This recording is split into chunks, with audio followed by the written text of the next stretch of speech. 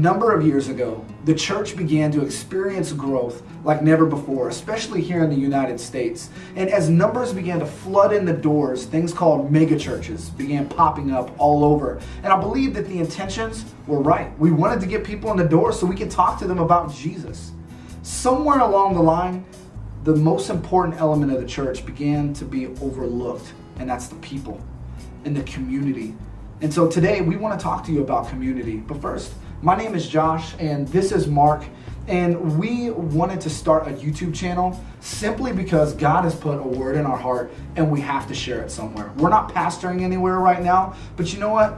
We have to do it. God has put a mandate on our hearts to share the gospel, and this is it. And so this began somewhere around a year ago. Yeah, so about a year ago, a group of guys got together and started meeting in homes because we looked around and said, we want to know God more deeply. And we started examining the Word, and we started praying for one another, and you know, more relationships were formed and bonds began to grow, and we started praying for one another.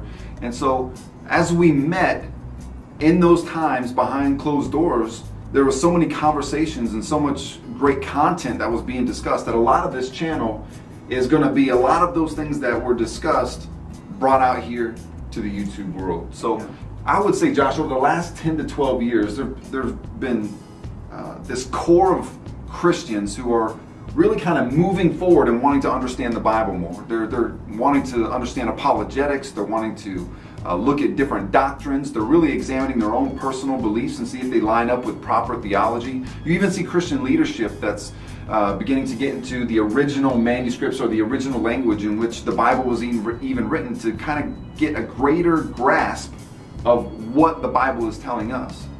And not only that, but there are a lot of people who are not just examining doctrine and theology. They're actually going back and looking at things like the early church and how they actually lived their lives. And one of the things that they're looking at, and that's what's been spoken of over the last 10 to 12 years, is the topic of community. So one of the reasons that I wanted to talk about community this week is because I had a great conversation with one of my friends at work, and he goes to a different church than I do, and his pastor, he's got a great pastor and preaches the truth strongly, but his demeanor can come off as offensive sometimes, just the way that he talks to people. And he's noticed that a lot of people come in and out of his church all the time. He can't keep people in the doors. And he was asking me, why do you think that is? And first off, I was like, well, you kind of have that same kind of demeanor. He can offend people sometimes and not even realize it. And so that's not necessarily a bad thing, but I think that that's a reason why it's okay to him, and he hasn't left, because, you know, he can deal with that kind of thing. And so when we were looking at that, you know, we began to talk about, man, well, Jesus preached strongly and all this kind of stuff. But I thought, you know what? The community, I think, is the valuable part of it. I was a part of a discipleship program. Matter of fact, me and Mark were for a number of years, and we were there. The community was incredible. It was a everyday thing for me to go, man, is there something I can pray with you about? And it wasn't a weird thing, like, you know, you hear like the stereotypical Christians like, can I pray with you about something? It wasn't a weird thing, man. It was out of genuine, deep relationship. And I told him, man, that's the valuable part, because while I was at this program, there was many times that I was offended, or people would say stuff even sometimes that hurt my feelings, but it was never a question, am I going to leave? Am I going to go find another place? No, because I was so wrapped up in the community. There was powerful things happening there. God was doing things inside of our lives and through the relationships that we were building. And there was people that I knew only for 9 months that I still stay in contact with. It's going to be lifelong relationships because it was built around something deeper than, hey, what kind of food do you like? Because a lot of times when I go to church now, people that I don't have deep relationships with, we'll go out to eat and we talk about food there. We talk about sports. And it's weird for me sometimes to go, man, is there something I can pray with you about? Because we've had a hard time cultivating a deeper community aspect relationship. And why is that? Why is it hard to do that? Where did the community start? Well, first off, Josh, I want to make sure that we're not community experts. You know what I mean? No, we're not. Even as we're attempting to even begin living this type of life, in no way do we even feel that we're ultimately successful No. 100% of the time. I can't even say that every single day that I'm thinking about the community and that this is what my life is wrapped up in, because that would be a lie. But it is something that we're really trying to discover. And it is so difficult, just like you were saying, because it's so contrary to our human nature.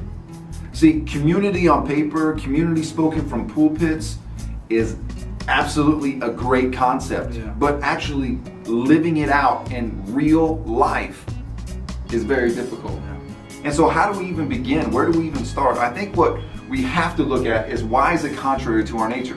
Well, evidently our nature is sin. We all know that. But as we look through the very beginning of human existence as we know it in biblical recorded history, we see the infiltration of sin destroying a relationship between Adam and Eve. The next generation, that issue escalates, and sin ultimately results in 2 generations the act of murder. And so sin infiltrates and destroys our flesh, our soul, every part of us that we've acquired because we are born into sin as human beings. So now here we are as sinful people trying to live out this godly plan, because in our makeup and in our design, we are designed for community. And so one of the things we have to really look at is the extent of sin and how it's affected all of our entire being. But at the same time, we have to look at Jesus' redemptive work and say, wow, if sin is this powerful, how much more powerful is the redemptive work of Christ? And how can it infiltrate relationships? I'm reminded of Matthew chapter 8, where Jesus has this interaction with the leper. And the leper more than likely was living outside of the community in a colony. So it was a community within outside of a community, except this community was signified by disease and sickness. And so here's this man who approaches Jesus. And I couldn't imagine what it would have been to be a leper during that time and being forced into exile. Never to have a pat on the back or never to have an embrace. But over the encounter, Jesus reaches out and he touches and he heals the leper.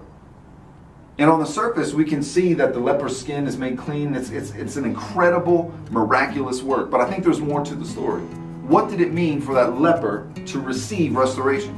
It wasn't just restoration physically. Now when that man received the touch of Jesus Christ himself, his healing meant that he was restored back into community. Possibly broken relationships that exist because of the disease were now non-existent. He was reunited and brought back into the community. So we have to look and say the powerful work of Christ isn't just limited to our heaven ticket getting punched so we can have security and eternal life, but it infiltrates and trickles down to every single element of our life, mainly being in that area of relationships like we're talking about tonight. So at the foundation, we have to understand how sinful we are. We have to understand how selfish we are. But we have to understand after that the power of Christ, how he's infiltrated our spirit to get rid of our selfishness and assume selflessness. And I think that selflessness is one of the very key pillars to the start of community. Yeah, and so selflessness is not normal for us. It doesn't just come natural. It's something we have to pray for. And I really believe that if we begin to live that kind of life, then when we go to church on Sunday morning, it's not another, just a segment or a punch card that I just go to church and then I'm done with it and I go home and it doesn't really affect my life. I want church to be something deeper than that. I want to go there and experience community, and that has to start with me being selfless, reaching out to others and trying to build a relationship deeper than, hey, what kind of food you're gonna eat today, Right. And with that, we can begin to build community. Like Mark said, we're not community experts, but we have a heart and a longing to see something deeper happen Sunday morning that begins to expand into our week instead of just that part of our day, one day a week, and then go home and have our nap and watch football. But I hope that this helped you guys today. Again, we're not experts and this isn't the end all. If you guys have your own input, man, feel free to leave it down in the comment section below. We're wanting this to be something that we can do together. But until next week, guys, if you want to donate to our ministry that we're starting, I'm just kidding. Don't worry about donating. We'll see you guys again next week. Community style, but it's set based on its identifiable. Stop. I'm sorry. Their ostracizement of the main community. Well, I gotta keep saying that word. What is ostracizement? Cast the word. Oh, okay. Ostracize is a word. I just don't know what. We have to start it. Is there enough room? Oh, there's plenty. I erased a lot of them. Okay. 100% good. It was because we wanted people to know Jesus, and that's all good. It was about a year ago, and a group of guys got together in a bed not in a bedroom.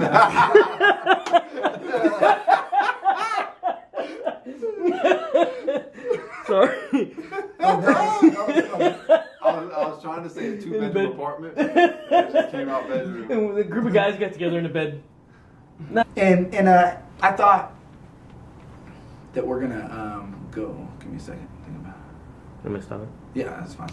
And obviously, the relationship focused in having a center of Jesus. What do you think? Aspect. Okay. I forgot what the question was. Anyways, I hope you guys enjoyed it. If you did, don't forget to support the video with a like. And until next time, you guys.